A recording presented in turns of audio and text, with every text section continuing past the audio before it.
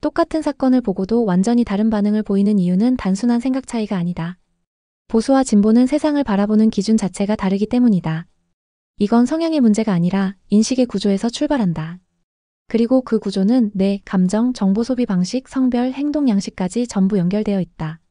그리고 한 가지 더, 우리는 누구나 보수적이면서도 진보적인 면을 동시에 가질 수 있다. 스스로를 보수라 생각하는 사람도 때론 약자의 편에 서서 분노하고, 진보라 생각하는 사람도 어떤 때는 질서와 규율을 중시한다. 이건 선을 그어서 나뉠 수 있는 게 아니다. 우리 안엔 언제나 양쪽의 성향이 공존해 있다. 보수와 진보의 뇌구조 차이. 미국 버지니아대 조너선 하이트 교수와 UCLA 뇌인지과학 연구팀의 연구에 따르면 보수와 진보는 실제 뇌의 반응 방식에서도 차이가 난다. 진보 성향의 사람은 전두엽 피질이 더 발달되어 있으며 새로운 정보에 유연하고 공감 능력이 활발히 작동한다. 사회적 약자에 대한 민감도, 변화에 대한 수용성이 높은 것이 특징이다. 보수 성향의 사람은 편도체 활동이 더 활발하며 질서 안정기존 구조 유지에 대한 감각이 강하다. 위기를 빠르게 감지하고 도덕적 질서와 공동체 가치를 중시한다.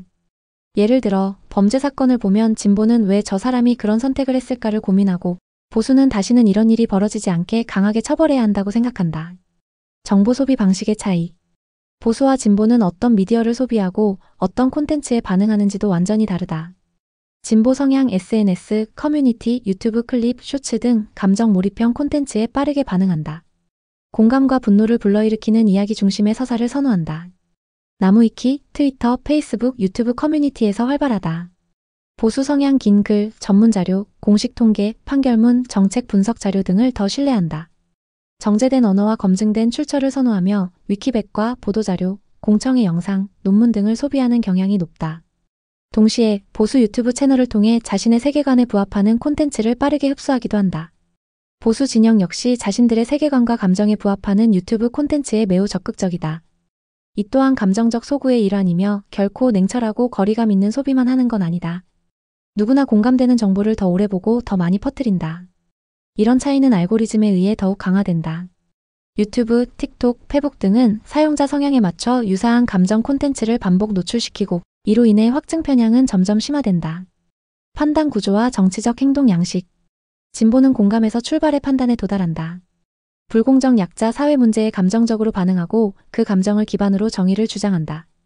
이 감정은 빠른 행동으로 이어지는 경향이 있다. 촛불 집회, 해시태그 운동, 온라인 청원 등 감정의 즉각적 표현과 행동이 특징이다. 보수는 검증을 통해 판단에 도달한다. 사실관계, 법적 구조, 제도적 맥락을 따진 뒤에 움직인다. 빠르게 들끓기보단 완성된 논리나 근거가 생긴 후에 목소리를 내는 방식이다. 그래서 행동보단 체계적 대응에 익숙하다. 하지만 실제로는 보수 역시 자신에게 유리한 유튜브 채널과 커뮤니티에서 감정적 소구를 받는다. 근거를 중시하는 듯 보이지만 그 과정 또한 공감되는 방향을 선택하는 것이다. 대표 사례 조국 대 김건희. 진보 입장 조국 전 장관은 정치적 희생자이자 검찰 권력의 피해자. 김건희는 수사를 피해간 권력형 비리의 상징. 보수 입장 조국은 내로남불의 대표 사례. 대장동은 정권 핵심이 연루된 구조적 부패. 김건희는 정치적 희생양으로 과도하게 부풀려졌다고 보는 시각도 존재. 똑같은 인물을 놓고도 어디에 감정이 실리느냐에 따라 인식은 완전히 달라진다. 남녀 성향 차이와 보수 진보의 연관성. 보수와 진보의 관점 차이는 남성과 여성의 정치 성향에도 깊은 영향을 미친다. 이는 생물학적 심리학적 차이뿐 아니라 정보 수용 방식에서도 뚜렷하게 드러난다.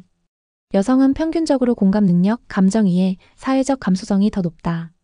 약자 보호, 불평등, 돌봄 문제에 민감하게 반응하고 감정을 정치적 판단의 출발점으로 삼는 경향이 강하다. 그래서 여성은 진보적 메시지에 더 공감하고 반응하는 경우가 많다. 남성은 평균적으로 체계적 사고, 규칙 중심 인식, 분석적 문제 해결 능력이 더 강하다. 구조, 질서, 책임, 위기관리 같은 키워드에 민감하며 법과 제도 중심의 판단을 선호한다. 그래서 남성은 보수적 질서 유지 담론에 더 자연스럽게 끌린다. 이 차이는 실제로 선거 투표 패턴과 지지 정당 선호에서도 반복적으로 확인된다. 왜 충돌하는가? 보수는 감정적인 주장은 근거가 없다고 생각하고 진보는 검증만 앞세우는 태도를 냉혈하다고 여긴다. 결국 자기 기준이 상식이라고 믿는 순간 상대는 비상식이 되어버린다. 이게 말이 안 통하고 갈등이 반복되는 구조적 이유다. 이념은 훈련된다. 우리는 처음부터 진보나 보수로 태어나는 게 아니다. 늘 접하는 뉴스, 영상, 대화, 댓글, 커뮤니티 속에서 반복적으로 한쪽 방향의 감정과 논리를 경험하다 보면 자신도 모르게 판단 기준이 굳어버린다. 감정이 먼저인 사람은 더 자극적인 이야기로, 검증이 먼저인 사람은 더 냉정한 정보로 빠져든다. 익숙함이 성향이 되는 것이다. 개선의 방향.